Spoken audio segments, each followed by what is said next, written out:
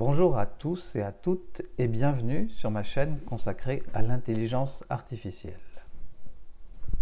Aujourd'hui, nous allons continuer notre série sur la conversation de PDF en quiz à choix multiples. Dans la vidéo précédente, nous avons utilisé l'API d'OpenAI avec le modèle GPT 3.5 Turbo pour générer automatiquement un quiz à partir du contenu d'un document PDF ou d'un extrait de texte. Cette fois-ci, nous allons aller plus loin en entraînant notre propre modèle spécifiquement pour cette tâche. Avant de rentrer dans le vif du sujet, permettez-moi de me présenter pour ceux qui ne me connaissent pas. Alors, je m'appelle Farid Belhamech et je suis un développeur Java, Python, passionné de moto et récemment, depuis une petite année, de Generative AI. Je vous propose, si vous ne le faites pas déjà, de me suivre sur ma chaîne YouTube où je poste régulièrement de nouvelles vidéos sur ce sujet passionnant. Nous allons explorer comment il est devenu possible de fine-tune un langage de modèle LLM open source en utilisant les techniques d'optimisation QLoRa et en exploitant les capacités de GPU grand public. Cette avancée a ouvert de nouvelles opportunités pour les chercheurs et les passionnés d'intelligence artificielle, leur permettant de créer des modèles personnalisés plus performants pour des tâches spécifiques. Le fine-tuning est une technique qui consiste à prendre un modèle de langage pré-entraîné, pre-trained model, et à l'adapter à une tâche spécifique en l'entraînant sur des données supplémentaires. L'avantage du fine-tuning réside dans le fait que le modèle pré-entraîné a déjà appris une représentation générale du langage, ce qui facilite l'adaptation à des tâches spécifiques sans nécessiter un entraînement complet à partir de zéro.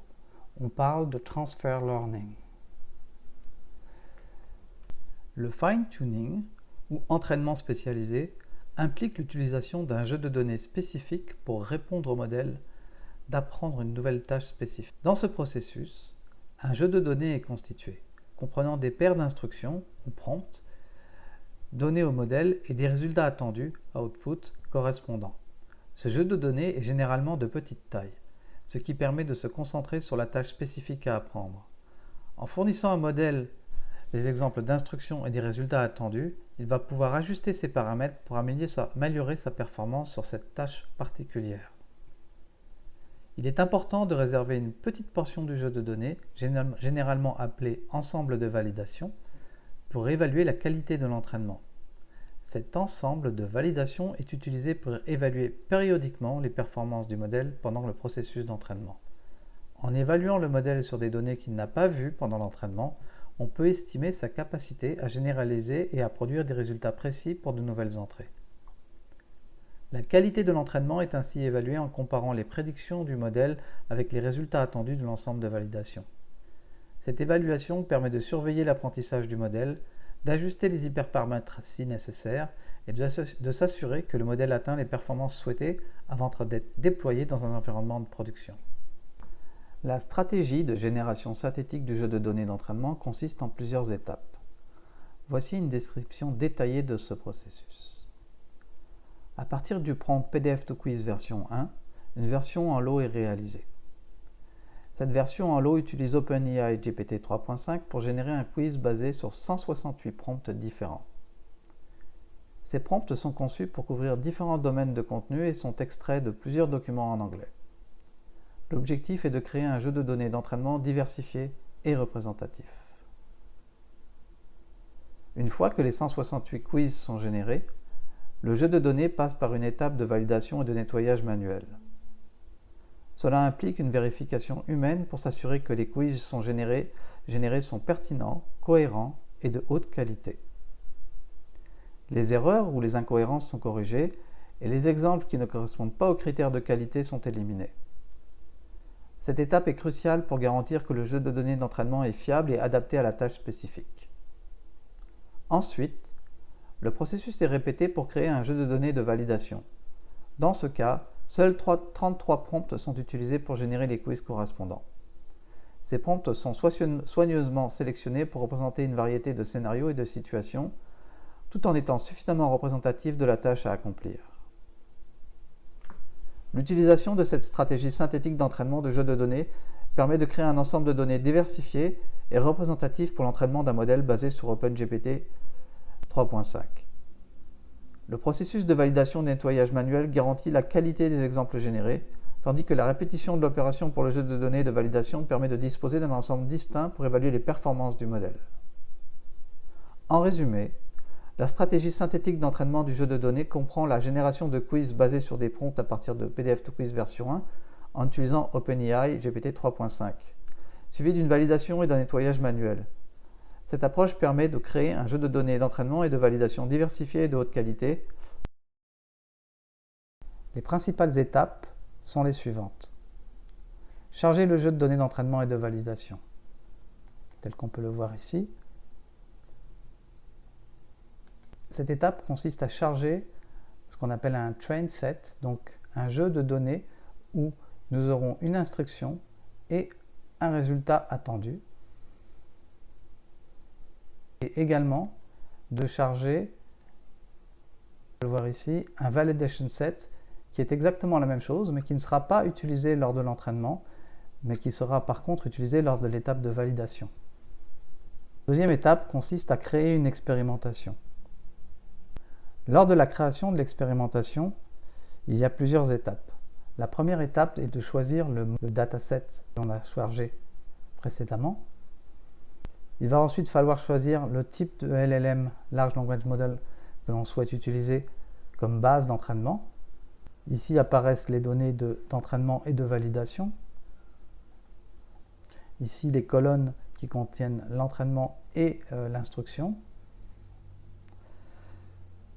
Ici, nous allons avoir ce qu'on appelle les tokenizer settings, à savoir la taille du contexte pour l'entraînement, la longueur maximum en token pour le prompt et la longueur maximum en token pour la réponse. On peut les ajuster jusqu'à concurrence de la taille maximum du contexte pour le modèle, qui ici est 2048 tokens. Nous allons choisir ici le type d'optimisation. Donc nous pouvons être en floating 32 pour ne pas avoir de perte, en bfloat 16, en float 16 ou en int8 ou int4 qui est la meilleure optimisation disponible à ce jour dans cet outil. Je passe sur les paramètres avancés d'optimisation. Ici nous avons la taille du batch de données qui est envoyé à chaque entraînement. Il faut savoir que si on l'augmente, les requis en mémoire augmentent dramatiquement. Ici, nous avons le nombre d'époques ou le nombre de fois où l'on va entraîner le modèle avec les mêmes jeux de données sur notre train set. On peut l'augmenter par exemple jusqu'à 10 ici. Ici, nous avons les paramètres d'optimisation QLoRa, que nous allons laisser comme cela pour l'instant.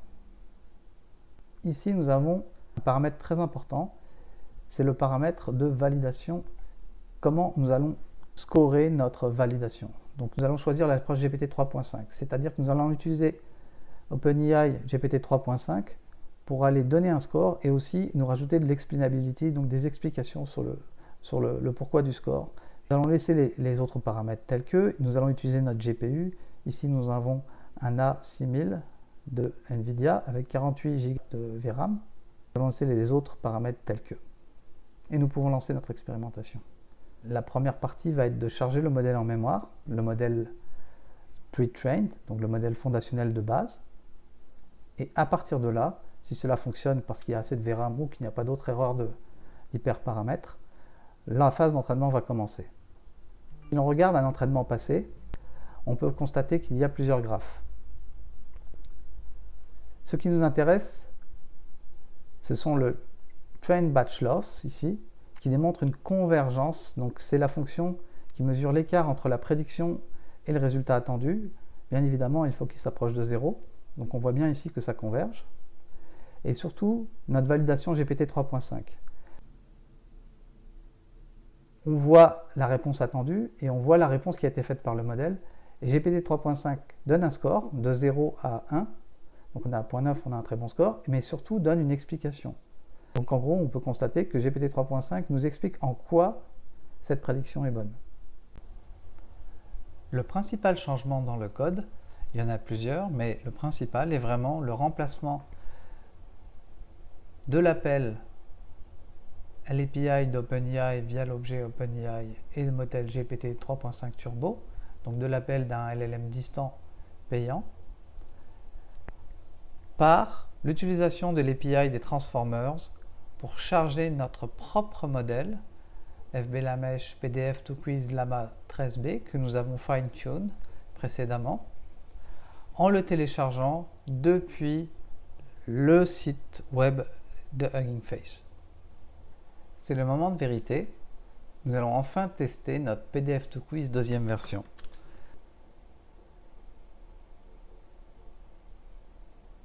Et nous avons notre quiz. What year did the Queen have to struggle with a long-lasting strike at the University of Paris? A. 1229, B. 1230, C. 1231, and D. 1232. Oh, it seems like on dirait que c'est la réponse A qui est la bonne. Essayons. Et effectivement, voilà, cela conclut la démo.